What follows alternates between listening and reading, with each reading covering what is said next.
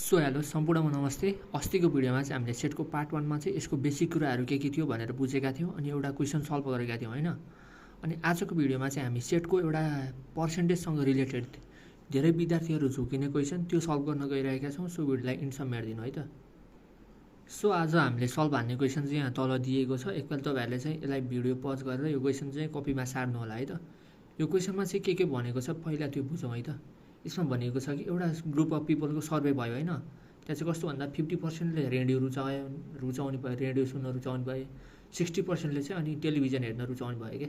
ल मानौँ यो एउटा गाउँमा गएर सर्वे गरिरहेछ भने चाहिँ 50%लाई रेडियो मनपर्ने भयो, 60%लाई टेलिभिजन मनपर्ने भयो, अनि 30%लाई चाहिँ न त रेडियो न त टिभी उनीहरूलाई केही मनपर्ने भएन के। अनि यो क्वेसनले हामीलाई के गर्न पठाएको भन्दा एउटा त भेन डायग्राममा देखाउन पठाएको छ हैन। यो त हामीले क्वेसनले नबने पनि हामीले एन्सर पत्ता लगाउनको लागि भयो नि भेन डायग्राममा सजिलोको लागि बनाउनु पर्छ जहिले पनि।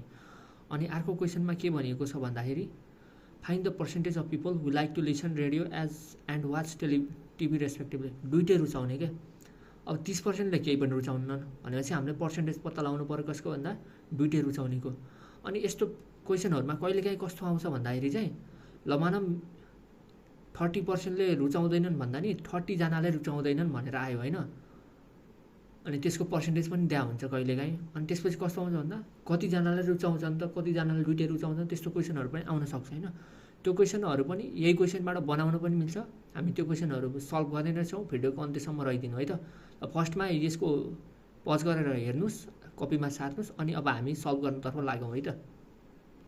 फर्स्टमा हामीले क्वेसनले हामीले के कुराहरू दिएको छ त त्यो लेख्नतर्फ लागौं है त। हामीलाई यहाँ के दिएको छ भन्दा रेडियो रुचाउने 50% छन्, टेलिभिजन रुचाउने 60% छन्, अनि दुईटै नरुचाउने 30% छन्। अनि दुईटै रुचाउने कति छन् भने भन्दा हामीले सुरुमा चाहिँ x मानौं त्यसलाई हैन। निकाल्न सजिलो होस्को लागि हामीले x मान्यौं। अब यसलाई भेन डायग्राममा देखाउँ है त। ल हेर्नु है त, मैले यो भेन डायग्राममा बनाइसकेको छु। यसमा हामीले बुझ्नुपर्ने कुरा के हो भन्दा हामीलाई क्वेसनमा यु त दिएको छैन, नम्बर अफ यु कति टोटल कति छन् दिएको छैन। त्यो चाहिँ हामीले पर्सेन्टेज दिइसकेपछि हाम्रो सबभन्दा धेरै पर्सेन्टेज कति हो त 100% हो नि त। हामीले त्यो कुरा बुझ्नुपर्छ है त। अनि यसमा अर्को कुरा तपाईहरुले देख्न सक्नुहुन्छ, हामीलाई r दिएको छ, नम्बर अफ r भनेको 50% दिएको छ हैन। अनि नम्बर अफ t दिएको छ 60%। अब हामीलाई यहाँ चाहिने त के हो कुरा हो भन्दाखेरि नम्बर अफ ओन्ली r र ओन्ली t चाहिन्छ नि त। अनि हामीलाई दिएको छ number of r intersection t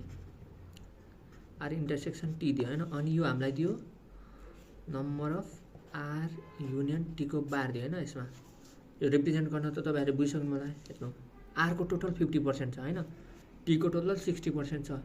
अब r को टोटल भनेको त कति पुरै सर्कल हो नि त। तर हामीले यहाँ राख्ने त कति भन्दा ओन्ली r भनेको त कति टिभी रुचाउने हुन भएन के। रेडियो मात्र रुचाउने हुनु पर्यो भनेपछि 50 - x हुनु पर्यो। टेलिभिजनको केसमा नि त्यही भयो। अनि अरु कुरा त दिएकै छ। अब हामी क्वेसन अनुसार सल्भ गर्नतर्फ लागौं है त। सेकेन्ड क्वेसनमा के भनेको छ हामीले भेन डायग्राममा रिप्रेजेन्ट त गरिसक्यौं। ल हेर्नु है त, यो क्वेसनमा हामीलाई के भनेको छ भन्दा हामीले चाहिँ दुईटै रुचाउनेको भ्यालु निकाल्नु पर्यो हैन। यो डाइरेक्ट हाम्रो भेन डायग्रामबाट आइसक्छ के। हेर्नु है त, नम्बर अफ यु भनेको के हुन्छ भन्दा सबैको सम हो कि नि। यहाँ जे छन् तिनीहरुको टोटल गर्यो भने नम्बर अफ टोटल आउने हैन। यहाँ कति छ त्यो टोटल आउने हो नि। त्यही भनेको नै नम्बर अफ यु हो भनेको नम्बर अफ ओन्ली r जोडौं हैन। अनि number of r intersection t जोडौं, अनि नम्बर अफ ओन्ली t जोडौं, अनि number of r union t को बार जोडौं। त्यो भनेको 100% हो कि नि। 100 बराबर 50 - x यो भयो। यो पार्ट आइसक्यो 50 - x। अनि x भनेको बीचको पार्ट आइसक्यो। अनि 60 - x भनेको यो नम्बर अफ ओन्ली t को पार्ट आयो। अनि 30 भनेको चाहिँ number of r union t को बार आयो। यो टोटल बराबर कति हुन्छ 100 हुन्छ नि। नम्बर अफ यु बराबर number of only r number of plus number of r intersection t plus number of only t plus number of r union t को बार हो कि नि। यो त तपाईहरु सबैले फर्स्ट भिडियोमा पनि थाहा पाइसक्नु होला। फर्स्ट भिडियो हेर्नु भएको छैन नि त्यो हेर्नु, त्यसमा बेसिक कुराहरु भनेको छु मैले। नर्मल क्वेसन लिएर बेसिक कुरा बताएको, यसमा त जेस पर्सेन्टेजको कुरा आयो नि त।